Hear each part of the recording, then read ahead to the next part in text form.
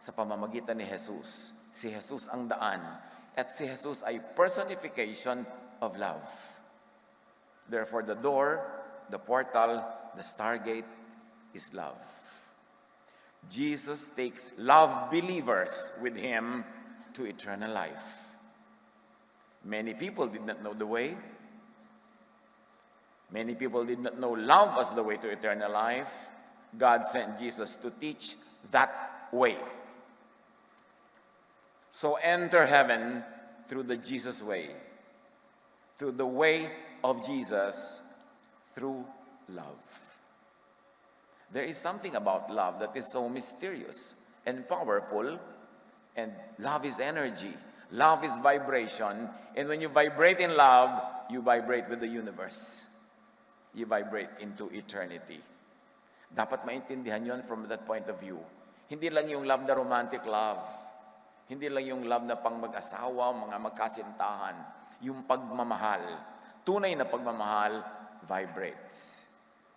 And you vibrate with the universe, with God, because God is love. And when you vibrate with the vibration of God, of course, you have eternal life. Luke 10:25-37, yung nakaraan nating binabasa kanina, what must I do to inherit eternal life? Pinakamahalagang tanong ng nabubuhay pa lang dito sa katawang lupa. Sumagot si Jesus, what is written in the law? He replied, how do you read it? He answered, love the Lord your God with all your heart and with all your soul and with all your strength and with all your mind, and love your neighbor as yourself. A direct quote from Leviticus 19:18. So sabi ni Jesus, ano ba ang nakasulat kung paano ka magkakaroon ng eternal life? Alam naman nung nagtanong, sabi niya, love God and love your neighbor. Yun po, para magkaroon ng eternal life. This is the universal law. It means love God and your neighbor as yourself. This is not the local Jewish legal and ritual law. Nung sinabi ni Jesus, ano ba sinasabi ng law? Anong nakasulat? Ang pinag-uusapan doon, yung way to eternal life. And that law is the universal law of love, not the legal, ritualistic, busisi laws of Israel for their daily, religious, and social life. Hindi yun ang way to eternal life. The universal law of creation, which is love. At sabi ni Jesus, you have answered correctly. Jesus replied, do this, love, and you will live. Love, and you will be saved from death. Sabi mismo ni Jesus. Love, and you have eternal life. Sabi naman ni Peter, Acts 16:31, believe in the Lord Jesus and you will be saved. Which means believe in love, because love is the message of Jesus, and you will be saved from damnation, and of course you will have eternal life. Matthew 22:37-40, Jesus replied, love God and your neighbor. All the law and the prophets hang on these two commandments. Ang dami kasing commandments, nakakalito na, hindi mo naman masunod-sunod lahat, lalo yung mga detalye niyan. Sabi ni Jesus, huwag kayong malito, love God, love others. Yan ang kahulugan ng law.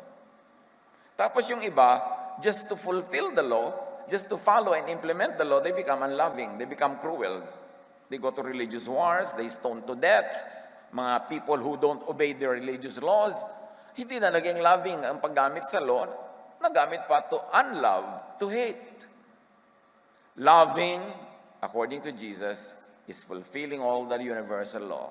Not the detailed religious laws of ancient Israel, the law of love. Loving means righteousness. Loving is counted as righteousness. Those who love are counted by God as righteous. Hindi yung nakakasunod sa mga butingting na mga batas ng ancient Israel. Ang nagmamahal ay sumusunod sa Diyos at ibinibilang, itinuturing na righteous. Therefore, loving equals eternal life.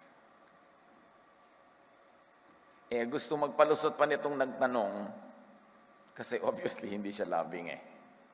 Sabi ni Jesus, paano ba nagkakaroon ng buhay na walang hanggan?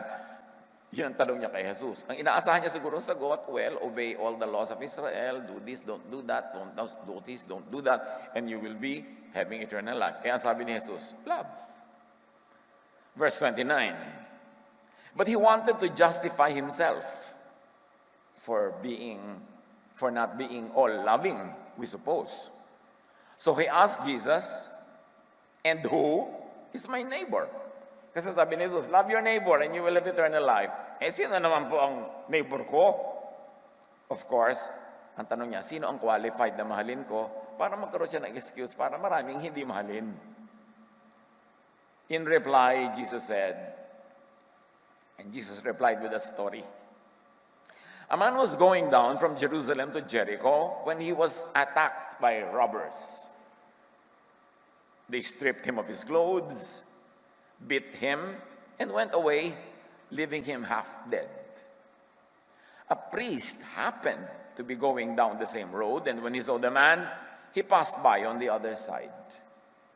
May priest, religious leader. Nung makita niyang madadaanan niya yung nakahandusay na biktima, tumawid siya sa kabila at doon siya dumaan para huwag niyang kailanganing harapin at tulungan. So too, a Levite, a very highly regarded religious persona, when he came to the place and saw him, passed by on the other side. Niligtang-ligtangan at iniwas-iwasan nila talaga itong nakahandusay na half dead. But a Samaritan, as he traveled, came where the man was, and when he saw him, he took pity on him. Naawa yung Samaritan, mga outcast sila, kinoconsider na marurumi. Siya yung naawa. He went to him and bandaged his wounds, pouring on oil and wine. Precious commodities, oil and wine, pinakamahal yan. Yun ang kanyang ibinuhos sa sugat. Kasi disinfectant yan eh. At nakakasoothe, is a balm. The Samaritan, a non-neighbor, loved. The religious leaders did not. The love of this Samaritan was practical. It was clinical love. It was not sectarian religion, not doctrine, hindi kung ano-anong mga love na interpretation ng mga religions, plain, streetwise kind of love. The next day, he took out 2 denarii and gave them to the innkeeper.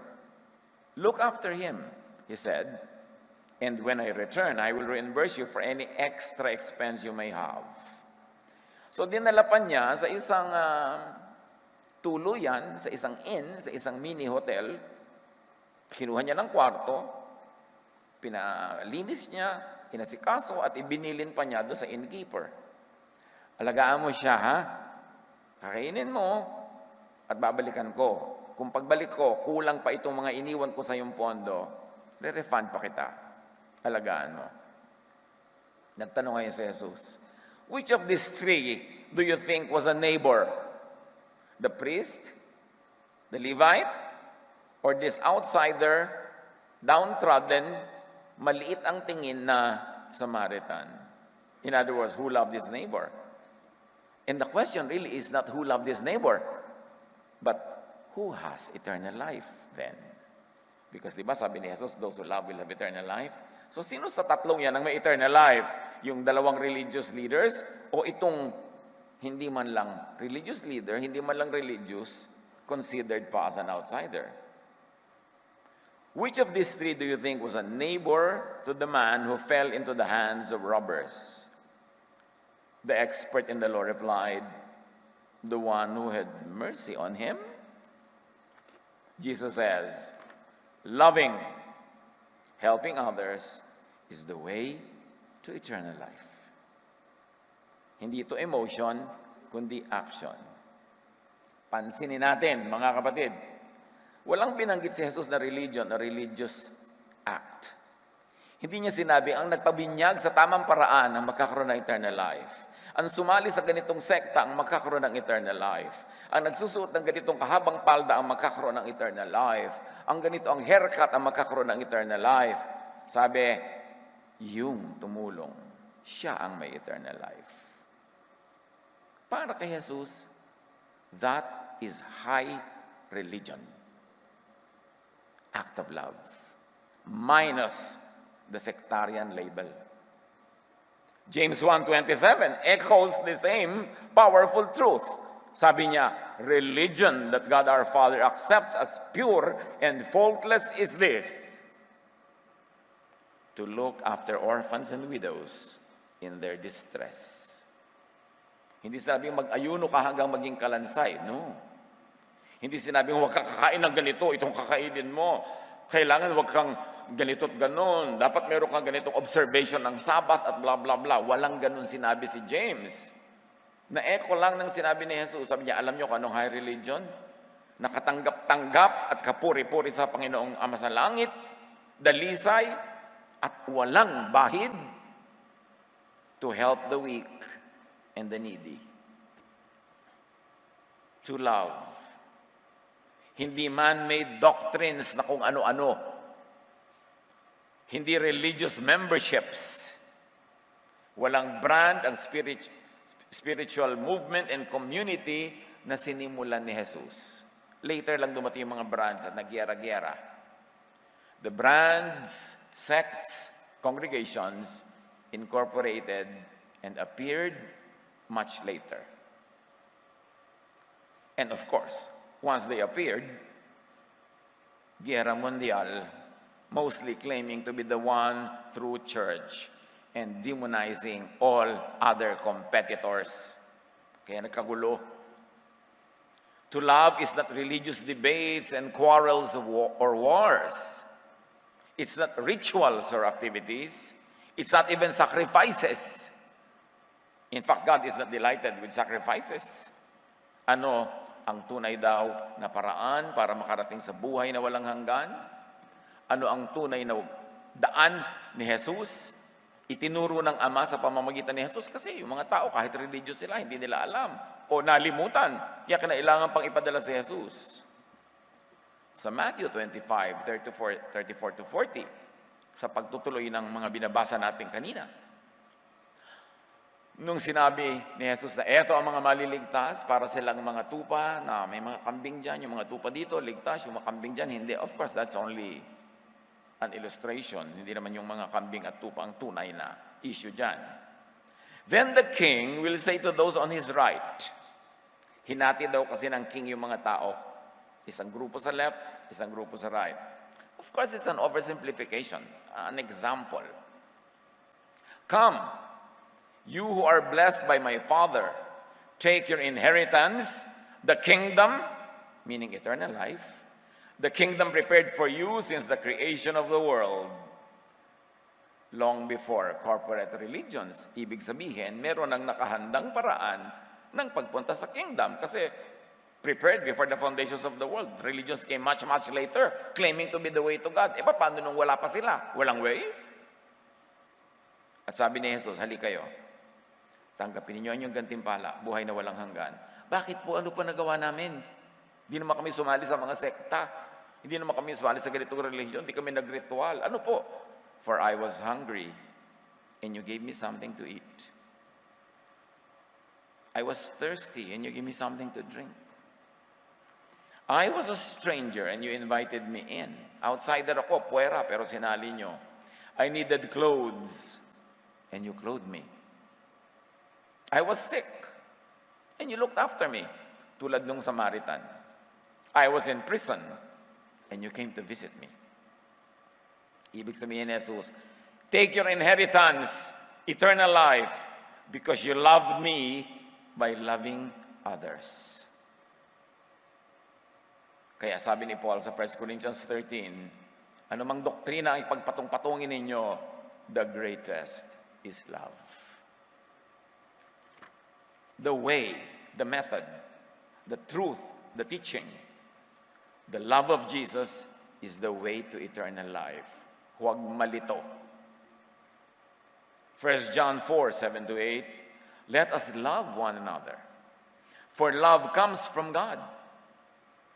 And if it comes from God, it is what will go back to God.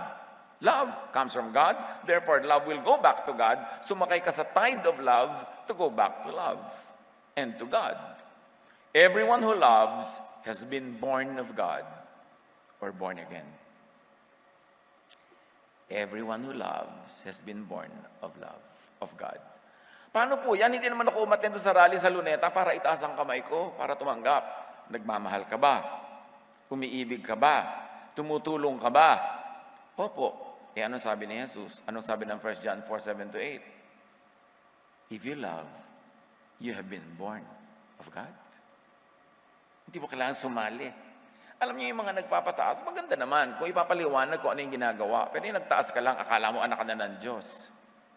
Yumuko ka lang at umusal ng mga dasal-dasal, repeat after me, akala mo anak ka na ng Diyos. Maganda kung naiintindihan ang ibig sabihin ng dasal. Pero kung akala mo dahil lang nagdasal ka o nagtaas ka ng kamay o dumalo ka, naging anak ka na ng Diyos, abay mag-isip-isip ka. Ang mga religions kasi, gusto nila yung magtataas ka ng kamay, uusal ka ng dasal, mag-fill up ka ng form para maging member ka nila. Ganun lang yun, para may ownership of you. Siyempre, kung ituturo mo na magiging anak ka ng Diyos, sa pag-ibig lamang, na hindi ka naman sumali sa amin, hindi ka umattend, hindi ka magiging amin. Wala kaming claim sa iyong tithes and offering. Kaya kailangan may procedure, may paraan na alam mong sa amin ka na born again, sa amin ka naligtas, para dito ka tumanaw ng utang na loob at dito ka magdala ng offering. Yun lang yun. Pero ang totoong turo ni Jesus, ni James, ni Peter, pag nagmamahal ka, na patunay yun na anak ka nga ng Diyos. Kahit hindi ka member ng anumang sekta. Whoever does not love does not know God and therefore does not have eternal life because God is love.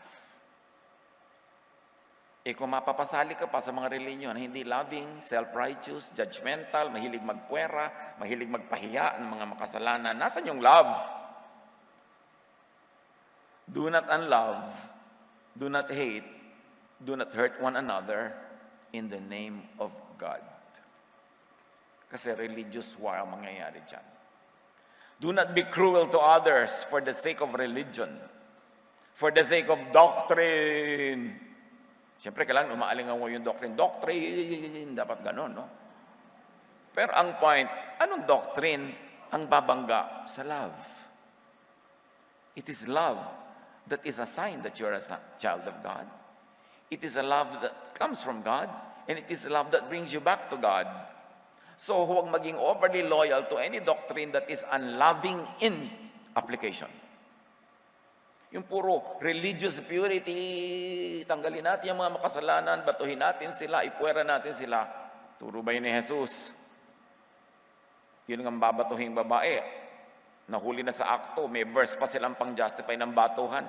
Hindi naman pinabato ni Jesus eh. Labing bang mambato? Proverbs 12:28. In the way of righteousness, and by now we know that righteousness means loving, there is life. Along that path is immortality. You want immortality? Go the way of righteousness. Be loving, because that is counted as the righteousness. Kaya sa Luke 10:25, what must I do to inherit eternal life? He answered, love the Lord your God and love your neighbor as yourself. Do this and you will live. You will have eternal life. Kaya mga kapatid, siyempre, love na lang. Sabihin nyo nga, love na lang with feelings. 1, 2, 3. Feelings na ba yun? Once more. Ayan, love na lang. Sino naman ang tinitingnan nyo habang sinasabi nyo yan? Baka sa pitaka nakatingin. Do a good Samaritan. Yan ang walang mali na doktrina. Nagsasabunutan ng mga tao kung anong tamang doktrina ng baptism, kung anong dapat tinapayang kainin sa Eucharist, kung anong kakantahin, mabagal ba o mabilis. Hindi nyo na yan malulutas. Kaya, ano ang sagot?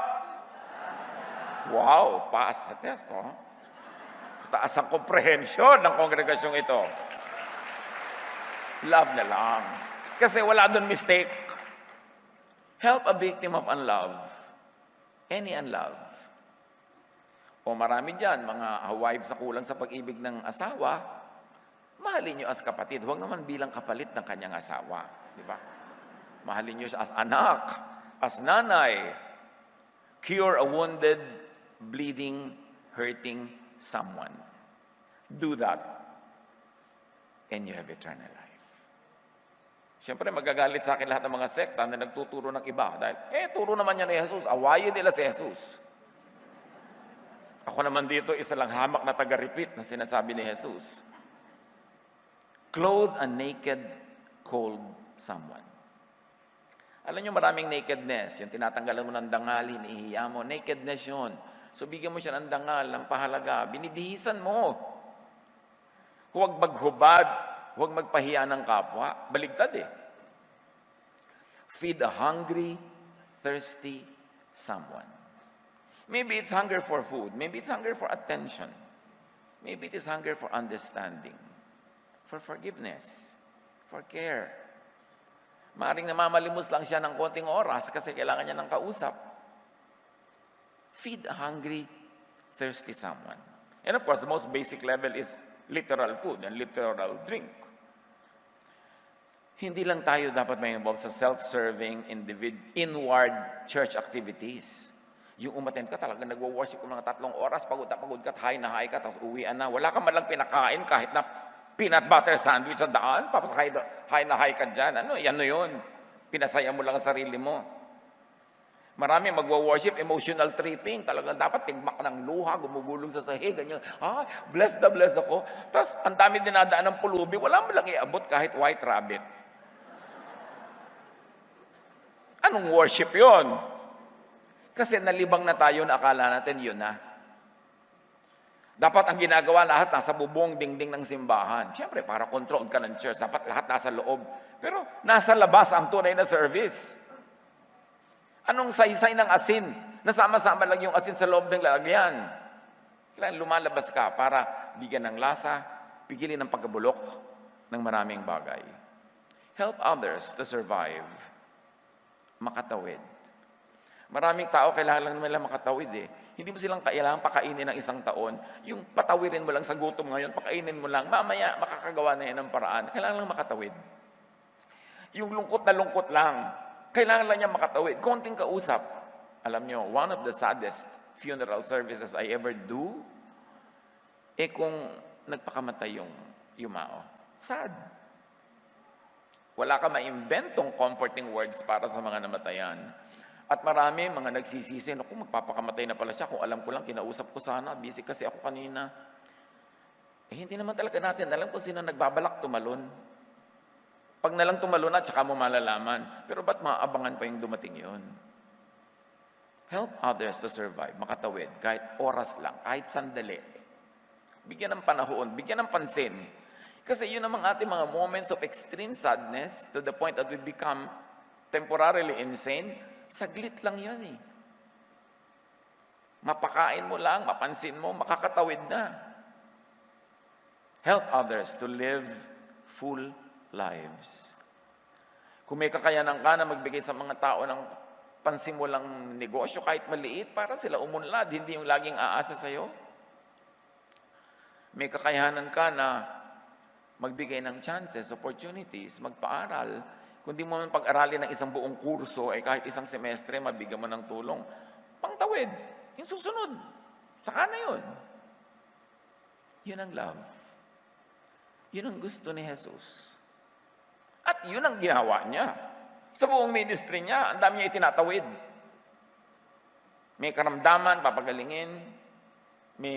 Sabi nga nila, may isang babae that had 7 demons na pinalayas ni Jesus. Well, it could be literal demons, but I like to believe those are 7 psychiatric demons. Siguro, depressed, sad, hopeless, nagkakaroon ng mga panic attacks, nagkakaroon ng anxiety, kung ano-ano. Pero dahil sa pagtanggap ni Jesus, sa pag-ibig niya, naitawid at sinabi, napalayas ang 7 demonyo. Hindi naman kailangan yung mga demonyo yun, may pakpak na itim at may hawak na malaking tinidor. Kasi maraming inner demons na gumugulo sa atin.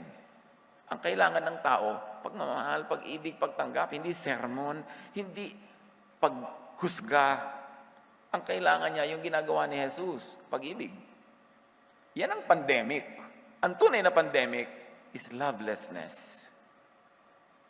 At napakarami, zombie, buhay ang katawan, pero patay ang espiritu because of lack of love, lack of happiness, lack of joy, lack of peace.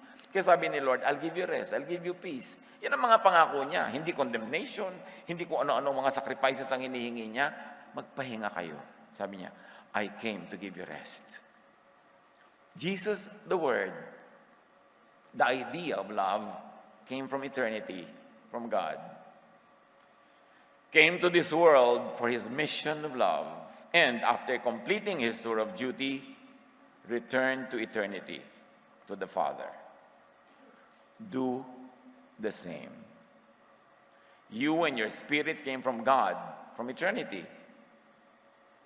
You were sent to this world for a picnic, an excursion to the earthly garden. You were sent to this world for a mission of love and also personal recreation. Do that. So John 14, 1-27, my Father's house, sabi ni Jesus, has many rooms. I am going there to prepare a place for you. I will come back and take you to be with me, that you also may be where I am. Thomas said to him, Lord, we don't know where you are going, so how can we know the way? Jesus answered,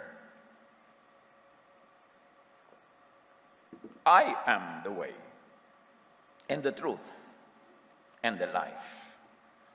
No one comes to the Father except through me. In other words, no one comes to the Father except through me, the door, except through the door of love. Whoever believes in me will do the works I have been doing. So works na naman, works of love. Pabalik-balik dun si Jesus. Walang nakakalito. At sabi niya, if you love me, keep my commands. And that is the command, love. Sabi niya, I'll give you one command, love. And I will ask the Father, and He will give you another advocate to help you and be with you forever, the Spirit of truth. So ang mga tao, parang nalulungkot dahil sabi niya, Jesus, ako pupunta na sa Father. Sabi niya, pero kayo malungkot. I will ask the Father to send you the Holy Spirit. At katumbas na rin nun yung nandyan ako. Before long, the world will not see me anymore, but you will see me. Because I live, you also will live. Pero meron niyang parenthetic expression, because I love, so you also should love. Therefore, because I live, you will also live. On that day, you will realize that I am in my Father, and you are in me, and I am in you. When? What day? When Jesus sends the Spirit of truth, the advocate. Whoever has my commands and keeps them, and what's the command? Love, is the one who loves me. The one who loves me will be loved by my Father, and I too will love them and show myself to them. And Jesus replied, anyone who loves me will obey my teaching. My Father will love them, and we will come to them and make our home with them. Yung mga iba, walang ginawa kundi abangan ang langit. Na pumunta sila dun sa langit. Of course, marami kasing symbolism yung travel to eternity. Pero sabi rin ni Jesus, I and the Father will be with you. Huwag kayong mag-worry, kami pupunta sa inyo. Kaya sabi niya, thy kingdom come. Anyone who does not love me will not obey my teaching, will not love. Anyone who insists on the unloving law, on the unloving justice, kaya nakakalungkot niya ang dami ng mga tao sa sariling na Christian, pero actually, surprise ang sinusunod ng Pharisees. All this I have spoken, but still, but the advocate, the Holy Spirit, whom the Father will send in my name, will teach you all things and will remind you of everything I have said. sabi ni Jesus, hindi sabi ng iba. Kaya ang dapat alalahanin, gunitain, balik-balikan yung sabi ni Jesus. At sa Acts 2, verses 1 and 2. And the day of Pentecost came, together in one place. Suddenly a sound like the blowing of a violent wind came from heaven and filled the whole house where they were sitting. They saw what seemed to be tongues of fire that separated and came to rest on each of them. All of them were filled with the Holy Spirit. Natupad na sa Acts chapter 2 ang sinabi ni Jesus, I will send you the Comforter. I will send you the Advocate. I will send you the one who will remind you of everything. Amazed and perplexed, the people asked one another, what does this mean? Bakit sila nag-i-speak in the tongues of the world, and the languages of other cultures? Then Peter stood up, raised his voice, and addressed the crowd. This is what was spoken of by the prophet Joel. In the last days, God says, I will pour out my spirit on all people. Pag may nagtatanong, Pastor, last days na po ba ngayon? Iha, basahin mo yung Acts chapter 2. Doon pa lang last days na. Nagyari na yung dapat mangyari. Ano yon? Not the end of the world, but the end of the temple world. The end of the world of the law. Dahil dumating na ang world of love. World of grace. Ushered in by the presence of the Holy Spirit, most dramatically exhibited at Pentecost. Naganap na noon pa man sa Pentecost. Paano magkaroon ng eternal life? How to go back to heaven? Bakit back? Because our spirit came from God. When we die, the body returns to the ground and the spirit returns to God who gave it. How do you go back to God? Do your tour of duty. Live on this planet. Live your life. Live your earthly life to the fullest. That's what God wants. Sabi ni Jesus, I came that you might have life and have it to the full. Tapos ang gagawin ng maraming religious group, pangangayatin ka sa walang katapusang fasting. Ipagbabawal lahat ng ligaya at sarap. Meron pang nagpapahirap sa sarili. At sasabihin, sa langit ka na bumawi. No! Ang sabi ni Jesus, I came dito na, now na, that you might have life and have it to the full. Don't suspend your joys, your happiness, your pleasures, and very especially, your acts of love. Sabay-sabay lahat yan. Love others, sabi ni Jesus, as you love yourself. Therefore, you should also love yourself. So do this. Love and recreate. Recreate creation. Plant trees. Clean the environment. Do your artistic and creative endeavors because God creates, we recreate. Ang kinreate lang ng Diyos, do, re, mi, fa, sol, la, ti, di ba? Pero you recreate. You make all the compositions, all the music out of those notes. Because God gave you the power to recreate. Not to create, siya lang ang nakikreate. But we recreate. We encourage people to blossom in their fields, in their talents, in their arts, because that is worship. When you develop your talent, you are worshiping the one who gave you the talent. Hindi lang confined sa religious activity ang worship. Pina-franchise kasi. Do all that, then return to God, to eternity, through the same way you came, through the same way Jesus came, through the way of love. Ecclesiastes 12:7, the dust returns to the ground it came from, and the spirit returns to God who gave it. Alam nyo itong mensahe natin, ito pagkahaba-haba-haba-haba. Kaya in-split ko into 2, mamaya ng second service yung part 2. Pwede na kayo sa part 1, pwede na rin yan. Pero kung gusto nyo, stay, meron tayong part 2. Pero ang paupuin nyo naman yung bagong darating kasi nakaupo na kayo ngayon eh. Love, di ba? Ano nga? Yun. Do the excursion from eternity to this world, then back to eternity. Huwag niyong problemahin yung kamatayan. Problema yan ng Diyos. And God is not death. God is life. Jesus came to give eternal life. ang atupag